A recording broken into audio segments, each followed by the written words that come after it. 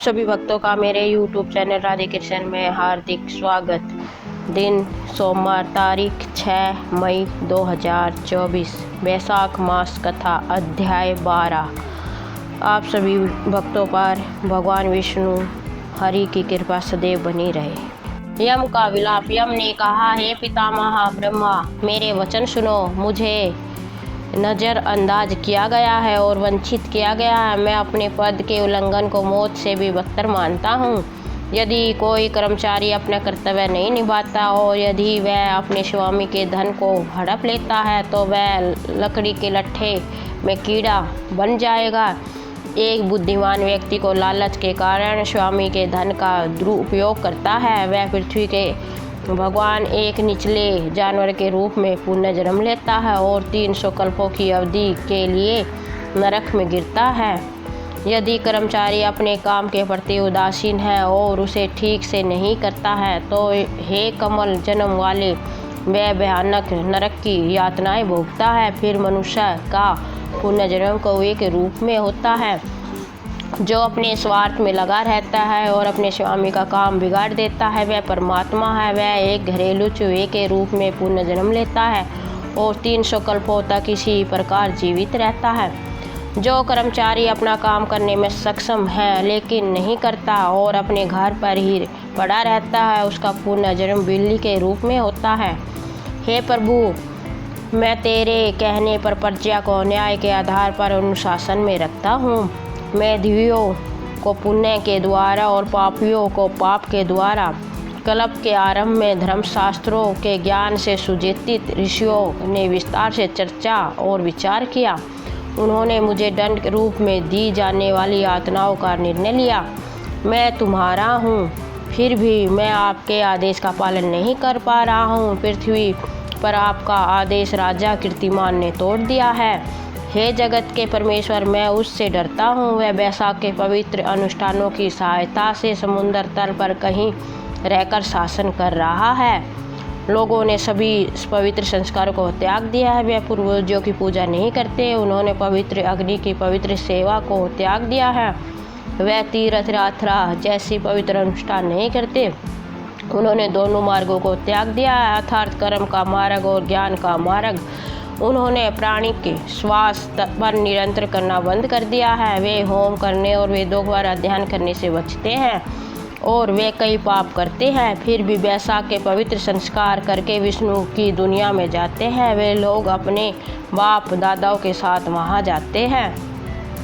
इतना ही नहीं, सभी मृत पूर्वज, पितरों के माता पिता, उनके नाना और उनके पिता, अन्य लोग विष्णु लोक में जाते हैं। वह अपने साथ कई अन्य लोगों को भी ले जाते हैं जिनमें उनकी माँ के पूर्वज भी शामिल हैं। हे भगवान, एक और सिरदर्द, एक और दुख है। अपने परिजनों के पिता भी मेरे कर्मों पर लेखा जोखा मिटाकर विष्णु के लोक में चले जाते हैं। हे भगवान, दासी द्वारा गर्भ में धारण किया गया पितरों के बीच से उत्पन्न पुत्र भी विष्णु के लोक में जाता है। कर्म तो कोई करता है और फल भी वही भोगता है, लेकिन यह नियम टूट गया है।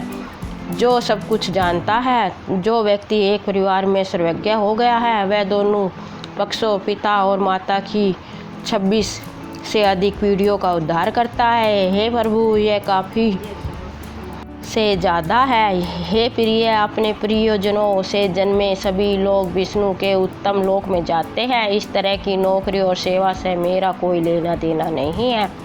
जो वैशाख के पवित्र अनुष्ठानों में लगा हुआ है वह मुझे छोड़कर हरि के पास चला जाता है। वह समस्त पापों से छुटकारा पाकर अत्यधिक तेजस्वी हो जाता है। वह अपने परिवार की 21 पीढ़ियों का उत्थान और उद्धार करता है। वह मेरा मार्ग छोड़कर हरि के धाम को जाता है। हे भगवान, कोई भी मनुष्य यज्ञ करके उस लक्ष्य को प्राप्त नहीं कर सकता जो सभी तीर्थों, दान आदि तपस्या, पवित्र व्रत और पवित्र धार्मिक गतिविधियों की पूरी श्रृंखला से सुजित है। वह उस लक्ष्य को प्राप्त नहीं करता। प्रयाग में या युद्ध के मैदान में लड़ते हुए या चट्टान से गिरकर काशी में मरने से लोगों को वह लक्ष्य प्राप्त नहीं होता जो वैशाख के पवित्र संस्कारों का सख्ती से पालन करने से प्राप्त होता है। प्रातःकाल स्नान करने से, भगवान की पूजा करने से, माँ की महिमा नामक कथा सुनने से और विष्णु से संबंधित अपेक्षित पवित्र अनुष्ठान करने से व्यक्ति विष्णु की दुनिया का एकमात्र स्वामी बन गया है। एक कमल आसीन में ब्रह्मांड के भगवान विष्णु की दुनिया को असीमित मानता हूँ, क्योंकि यह करोड़ों लोगों से भरा होने के बावजूद अभी तक पूरी तरह से नहीं भरा है। माधव के पूरे निवास द्वारा दादाजी जो निषिद्ध संस्कार करते हैं, जो केवल वही करते हैं जो वेदों में बताया गया। शुद्ध लोग, अशुद्ध लोग, यह सभी वैशाख से संबंधित कर्तव्यों का पालन करते हैं और वह विष्णु के आदेश पर दुनिया में जाते हैं। वह राजा जो हमारा और विशेषकर आपका तो और भी बड़ा शत्रु है। हे जगत के स्वामी, इस राजा पर आपके द्वारा अंकुश लगाया जाना है। अन्य सभी पवित्र संस्कारों का त्याग करके केवल एक बार वैशाख पवित्र स्नान करके सुसंस्कृत लोग हरि के निवास वैकुंठ को जाते हैं। यदि यह राजा, जिसका एकमात्र सहारा विष्णु के चरण है, हमारे द्वारा उपेक्षित है, तो वह पूरी दुनिया को वैकुंठ में ले जाएगा, इसमें कोई संदेह नहीं है। राजा को लोकों का अतुलनीय रक्षक तत्व प्राप्त हो गया है। ज्येष्ठ मास के सूर्य के समान जो बालक उत्पन्न होकर माता को कष्ट पहुंचाता है, यदि वह शत्रु के विनाश अत्यंत ताप का कारण न बने तो उसका क्या लाभ। यदि कोई युवती निकम्मे बच्चे को जन्म दे या उसके दुष्ट पुत्र हो तो उसकी प्रसिद्धि बादल की बिजली की तरह नहीं फैलती। यदि कोई बच्चा अपनी विद्या या शक्ति से पितरों को पाप से मुक्ति नहीं दिलाता तो वह पृथ्वी पर जन्मा केवल अपनी माँ के पेट का प्रभावित करने वाला एक रोग है। यदि कोई पुत्र सदाचार, धन और प्रेम के प्राप्ति के बंधन में विकृत आचरण करता है तो वह पुरुष सत्पुरुषों द्वारा अपनी माता का हत्यारा कहा गया है। वह सभी मनुष्यों में सबसे नीच है। इस राजा की माता और इस राजा की पत्नी अपने पवित्र संस्कारों से संसार में प्रसिद्ध हो गई है। दुनिया में केवल एक ही महिला है जिसने एक असली हीरे को जन्म दिया है, इसमें कोई संदेह नहीं है, क्योंकि इस राजा कीर्तिमान का जन्म मेरे रिकॉर्ड को मिटाने के लिए हुआ है। हे भगवान, ऐसा प्रयास पहले किसी क्षत्रिय ने कभी नहीं किया। हे लोकों के स्वामी, पुराणों में अभिलेखों को मिटाने के बारे में कभी नहीं सुना गया।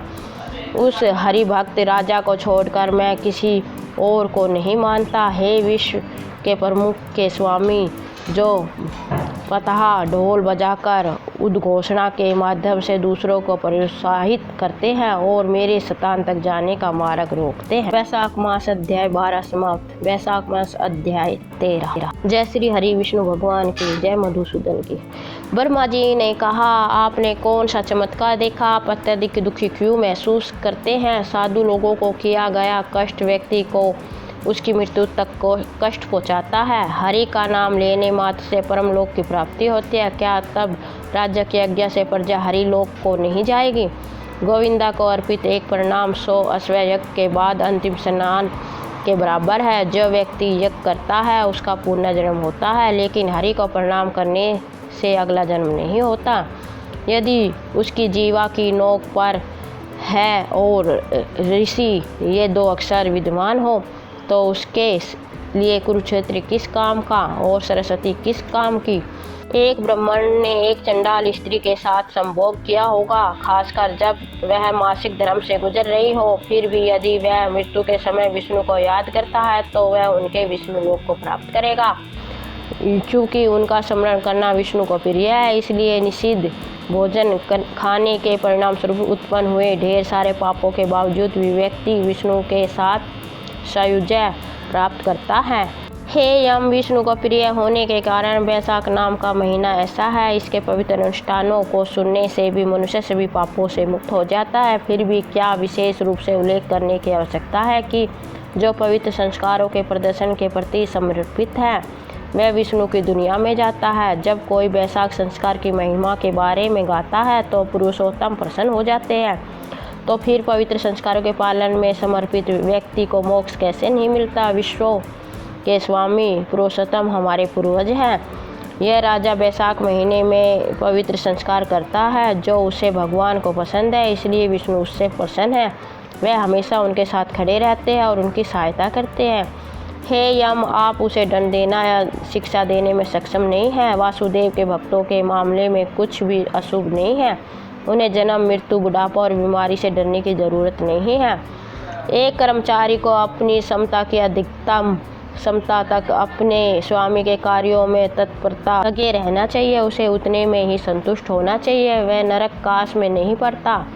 जब कार्य उसे सौंपा गया है उसकी क्षमता से परे हो तो कर्मचारी को अपने मालिक को सूचित करना चाहिए, उतने से सेवक ऋण मुक्त हो जाता है और सुख प्राप्त करता है।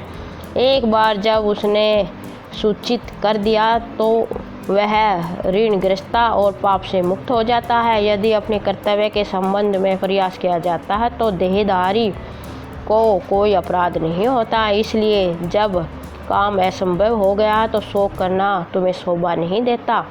ब्रह्मा के ऐसा कहने पर यम और भी उदास हो गए। बहते आंसुओं से भरी आंखों से उसने अपनी दयनीय दुर्दशा को व्यक्त करते हुए ये शब्द कहे, हे प्रिय, मैंने जो कुछ भी प्राप्त किया है वह आपके चरणों की पूजा के माध्यम से प्राप्त किया है। हे कमल जन्मे भगवान, जब तक यह अत्यधिक शक्तिशाली राजा इस पृथ्वी पर शासन करता है, मैं एक बार फिर कर्तव्य पर नहीं कर पाऊंगा। हे भगवान, मैं उस राज्य को उसके पवित्र संस्कारों से मुक्त कर दूंगा और फिर अकेले ही उस पुत्र की तरह संतुष्ट हो जाऊंगा जिसने गया में अपने पूर्वजों को चावल की गोलियां अर्पित की है।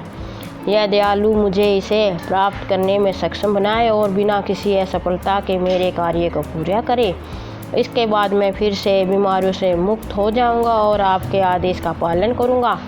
यम की विनती सुनकर ब्रह्मा एक बार फिर चिंतित हो गए। अनेक प्रकार से उसे समझाते हुए ब्रह्मा ने कहा, जो राजा विष्णु के पवित्र अनुष्ठानों के प्रति समर्पित है उसे आपके द्वारा रोका नहीं जा सकता। यदि क्रोधवश तुम उसे मात देना चाहते हो तो हमें पहले हरि के पास जाना होगा और उसे सब कुछ बताना होगा। इसके बाद वह जो कहेंगे हम उस पर अमल करेंगे। वही संसार का रचयिता है और वह धर्म के रक्षक है। वही हमारा मार्गदर्शक, ताड़ना देने वाला, निर्माता और नियंता है। हे धर्म, जब वह कुछ कह चुका है तो आगे कहने को कुछ नहीं बचता। किसी भी तर्क की कोई गुंजाइश नहीं है। हमारे लिए आगे विवाद करना उचित नहीं है। पृथ्वी भी हमें कहीं भी राजा द्वारा निर्णायक रूप से कुछ भी आदेश देने के बाद किसी को बहस करते हुए नहीं देखा गया है। इस प्रकार यम को समझाने कर ब्रह्मा उनके साथ श्री सागर में चले गए। उन्हें पुरुषोत्तम की स्तुति की, जो गुणों से रहित परम भगवान और अकेले ज्ञान स्वरूप है, जिन्हें केवल संख्या और योग के माध्यम से प्राप्त किया जा सकता है, जो अकल और बिना किसी क्षण के हैं। तब ब्रह्मा द्वारा स्तुति किए जाने पर विष्णु उनके सामने प्रकट हो गए। यम और ब्रह्मा ने शीघ्रता से उन्हें प्रणाम किया। बादल की गड़गड़ाहट के सामने राजसी शब्दों और स्वर में महाविष्णु ने उनसे कहा, तुम दोनों यहाँ किस लिए आए हो? क्या राक्षसों के कारण कोई दुख होता है? यम का चेहरा पीला और फीका क्यों है? वह अपना सिर क्यों झुका रहा है? हे ब्रह्मा, इसे समझाओ। इस प्रकार कहे जाने पर कमल जन्मे भगवान ने कहा, जब राजा आपके सेवकों से सबसे उत्कृष्ट राज्य का संचालन करने में लगा होता है तो वैसा के पवित्र संस्कारों के प्रति समर्पित लोग अपरिवर्तनीय महान क्षेत्र को प्राप्त करते हैं। अतः यम की नगरी खाली हो गई। अतः यम अत्यंत दुखी है। उसने राजा से युद्ध किया। उसे मारने के लिए उसने अपनी लाठी उठाई, परंतु आपके डिस्कस से हार गया, इसलिए वह मेरे पास आए हैं। हम आपके नेक दिल भक्तों को दंड देने में सक्षम नहीं है, इसलिए हे महान भगवान, हमने केवल आपकी शरण ली है। उस राजा को दंडित करो और यम की रक्षा करो, तो तुम्हारा अपना पसंदीदा है। ऐसा कहने पर भगवान हंसते हुए ब्रह्मा और यम से कहते हैं, मैं लक्ष्मी अपने प्राण और शरीर, श्री वत्स कौतुभ अपनी वैजयंती नामक माला, श्वेतद्वीप, वैकुंठ, क्षीर सागर, शेष और यहाँ तक कि गरुड़ को भी त्याग दूंगा। लेकिन मुझे अपने भक्त को त्यागने में बिल्कुल भी दिलचस्पी नहीं है। मैं अपने उन भक्त को त्यागने में रुचि कैसे महसूस कर सकता हूँ जो मेरे लिए सभी संसारिक सुखों को त्याग देते हैं। वह मेरे लिए अपने प्राण तक त्यागने को तैयार है। धन्य लोग स्वयं को मेरे साथ पहचानते हैं, इसलिए मैं तुम्हारे दुख को दबाने के अन्य उपाय खोजूंगा। उस राजा को मैंने पृथ्वी पर 10,000 वर्ष की आयु प्रदान की है, उनमें से 8,000 वर्ष बीत चुके हैं। हे मनुष्यों का संहार करने वाले, यदि उसका शेष जीवन व्यतीत हो जाए तो वह मेरे साथ सायुज्य प्राप्त करेगा। इसके बाद वेन नाम का एक दुराचारी व्यक्ति राजा बनेगा। वह श्रुतियों में वर्णित इन सभी पवित्र संस्कारों को नष्ट कर देगा। उस समय वैशाख पवित्र संस्कार भी विलुप्त हो जाएंगे। अकेले उसके द्वारा किए गए पापों के कारण वे नष्ट हो जाएगा। तदनंतर मैं पृथु के रूप में अवतार लूँगा और एक बार फिर पवित्र संस्कार फैलाऊँगा। तब मैं वैशाख के संस्कारों को लोगों के बीच लोकप्रिय बनाऊँगा। हजारों में से केवल एक ही मेरा सच्चा भक्त होगा जो अपनी प्राण वायु मुझे समर्पित कर देगा और अधिक से अधिक संपत्ति जमा करने की इच्छा का त्याग कर देगा। यह पवित्र संस्कार केवल ऐसे मनुष्यों में ही विद्वान होगी। पृथ्वी पर मेरे इन पवित्र संस्कारों से बहुतों में से कोई एक परिचित होगा। तब पश्चात तुम्हारा कार्य पूरा हो जाएगा। हे मनुष्यों का संहार करने वाले, उदास मत हो। वैशाख अनुष्ठान का पालन करने वाले सभी महान आत्मा वाले पुरुषों को वैशाख के इस महीने में आपका हिस्सा देंगे। कुछ समय बाद तुम्हें भी राजा बना दूंगा, तुम्हारा हिस्सा दे दूंगा। अतः तुम अपने दुख को शांत करो। कोई आपके हिस्से का वीरता के साथ वर्तमान के रूप में आनंद लेता है, क्योंकि आप ताकत में श्रेष्ठ शत्रु हैं। जो अपने हिस्से का हिस्सा लेता रहता है वह दुखी नहीं होता। पुरुषों को प्रतिदिन पवित्र स्नान के समय आपको अर्घ्य देना चाहिए। वैशाख के अंतिम दिन उन्हें आपकी दृष्टि में पानी से भरा एक बर्तन और दही के साथ पके हुए चावल चढ़ाने चाहिए। यदि वे ऐसा नहीं करते तो वैशाख के पवित्र संस्कारों के उनके सभी पालन निष्फल हो जाएंगे। इसलिए जो राजा मेरे प्रति समर्पित है उस पर क्रोध करने से बचे। वह तुम्हारा हिस्सा देंगे। जो मनुष्य तुम्हें अपना भाग देते हैं, वैशाख के महान पवित्र अनुष्ठान करते हैं, उन्हें तुम्हारे कारण कोई बाधा नहीं होनी चाहिए। यदि वे प्रकट रूप से केवल मेरी पूजा करते और धर्म के रक्षक हैं, हे धन्य आपका तिरस्कार करते हैं, तो आप मेरी आज्ञा पर उन्हें दंड देंगे। मैं सुनंदा को राजा को तुम्हारा हिस्सा दिलाने के लिए भेजूंगा। मेरे कहने पर वे जाकर तुम्हें तुम्हारा हिस्सा दिला देंगे। जब यम उनके निकट खड़े होकर प्रतीक्षा कर रहे थे तो गरुड़ वाहन भगवान ने सुनंदा को राजा को यम का हिस्सा चुकाने के लिए प्रबुद्ध करने के लिए भेजा। वह वहां गया, राजा को सलाह दी और एक बार फिर भगवान के पास आया। इस प्रकार यम को समझाकर विष्णु वहीं अंतर्ध्यान हो गए। ब्रह्मा ने भी स्वयं यम को सांत्वना दी और उन्हें शीघ्र जाने की अनुमति दी। उन्हें अत्यंत आश्चर्य हुआ और वे अपने अनुयायियों सहित अपने निवास स्थान पर चले गए। जब मन में कुछ प्रसन्न होकर अपने नगर को वापस चला गया।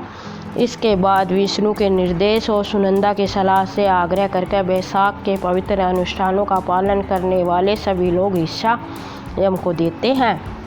यदि मनुष्य धर्मराज का सम्मान नहीं करते और हिस्सा नहीं देते तो वे स्वयं वैशाख अनुष्ठानों से अर्जित उनकी योग्यता छीन लेते हैं। वैशाख माह में प्रतिदिन भक्त को पवित्र स्नान करना चाहिए और यम को अर्घ्य देना चाहिए। यदि ऐसा किए जाए तो पुण्य, अन्यथा सब कुछ व्यर्थ हो जाएगा। सबसे पहले लोगों को वैशाख महीने की पूर्णिमा के दिन पानी से भरा एक बर्तन और दही के साथ पके हुए चावल धर्मराज को चढ़ाने चाहिए। बाद में मनुष्यों को पितरों और अपने गुरु की ओर से वही चीज़ अर्पित करनी चाहिए। इसके बाद उसे मधु के वध करने वाले भगवान जनार्दन को वही अर्पित करना चाहिए। ठंडा पानी, दही के साथ पके हुए चावल, पान के पत्ते, फल और मोद्रिक के उपहार सभी को बेल धातु के बर्तन में रखकर ब्राह्मण को दे दिया जाना चाहिए। उसे एक ब्राह्मण को देवता मधुसूदन की एक दिव्य छवि देनी चाहिए जो मासिक पवित्र संस्कारों की व्याख्या करता है, और हो सकता है कि वह गरीबी के कारण पीड़ित हो। भक्त को अपने समस्त धन से उसी पवित्र संस्कार की व्याख्या का आदर करना चाहिए। इस प्रकार सुनंदा के निर्देश अनुसार राजा ने सब कुछ किया। उन्होंने अपने जीवन का शेष भाग अपनी इच्छा अनुसार सभी संसारिक सुखों का आनंद लेते हुए बिताया। उनके साथ बेटे, पोते और अन्य लोग भी थे। वह हरि के घर गया। जब वह राजा वैकुंठ चला गया तो आधार शासक वेन राजा बन गया। सभी पवित्र संस्कार विशेषकर वैशाख संस्कार उस दुष्ट द्वारा नष्ट किए गए। उन्होंने एक बार फिर पृथ्वी पर अपनी लोकप्रियता खो दी। वह अधिकतर मोक्ष के कारण थे। वैशाख महीने के लिए निर्धारित इन शानदार पवित्र संस्कारों को कोई नहीं जानता। वैशाख पवित्र अनुष्ठानों के प्रति मन तभी उत्साहपूर्वक प्रवृत्त होगा जब कई जन्मों के दौरान अर्जित पुण्य फलदायी होंगे। मिथिला ने कहा, दरअसल दुष्ट राजा वैन अपने पहले मनवंतर में मौजूद थे। यह राजा ईश्वासु के वंश का वंशज इस वेवस्त मनवंतर में मौजूद है। ऐसे मैंने पहले भी सुना है। इसका वर्णन अब भी आपके द्वारा किया जा रहा है। वह कीर्तिमान बेकुन को चला गया, इसके बाद वैन राजा बनेगा। यह कैसे हो सकता है? हे महान बुद्धि सूत्र दे, इस संदेह को दूर कीजिए। युगों और कल्पों की व्यवस्था में इस अंतर के कारण ही पुराणों में विरोध है। यदि कहानी में स्पष्ट विरोधाभास शामिल है तो आपको इसकी प्रामाणिकता के बारे में कोई संदेह नहीं होगा। दैनिक कल्प बीत जाने पर स्थायी एवं उत्तम यह मार्कंडेय ने मुझे बताया था और हे राजन, वही तुम्हें सुनाया गया है। इसलिए वैशाख संस्कार लोकप्रिय नहीं होना चाहिए। केवल एक ही इससे जानता होगा। वह संसारिक सुखों से अनासक्त रहेगा। वह विष्णु के समर्पित होगा। मैं यम को सांत्वना देते हुए भगवान विष्णु ब्रह्मा की महिमा, उनके नाम और वैशाख व्रतों की प्रभावशालीता का गुणगान करते हैं, जो पुराण लेखक का मुख्य उद्देश्य है। विष्णु की भक्ति को लोकप्रिय बनाना इस लेखक का उद्देश्य है। विष्णु का यह दृढ़ वचन इसमें योगदान देने के लिए है। प्राचीन काल का एक खुशियात दुष्ट राजा मनु और सुनिरिथा से जन्मे ऋषियों द्वारा मृत्यु का श्राप दिया गया। विष्णु के अवतार प्रसिद्ध राजा पृथु का मंथन वैन के दाहिने हाथ से हुआ। इसे एक भविष्यवाणी के रूप में वर्णित किया गया है। वैन का पुत्र देवों द्वारा राज्याभिषेक किया गया प्रथम सम्राट। उन्होंने कानून व्यवस्था और धर्म की स्थापना की और सभी जातियों और समुदायों के लोगों की आजीविका की व्यवस्था की, जैसे कि उनके द्वारा पृथ्वी गाय को दूध देने से दर्शाया गया है। पुराणों में एक ही कहानी के परस्पर विरोधी संस्कार है और सामान्य व्याख्या विभिन्न युगों और कल्पों में उनकी घटना है। इस प्रकार वैशाख मास कथा अध्याय 13 समाप्त। जय बोलो श्री हरि विष्णु भगवान की जय। आपको मेरा वीडियो कैसा लगा कमेंट बॉक्स में बताएं। मेरे वीडियो को लाइक शेयर और चैनल को सब्सक्राइब करें। धन्यवाद। जय श्री हरि विष्णु भगवान की जय।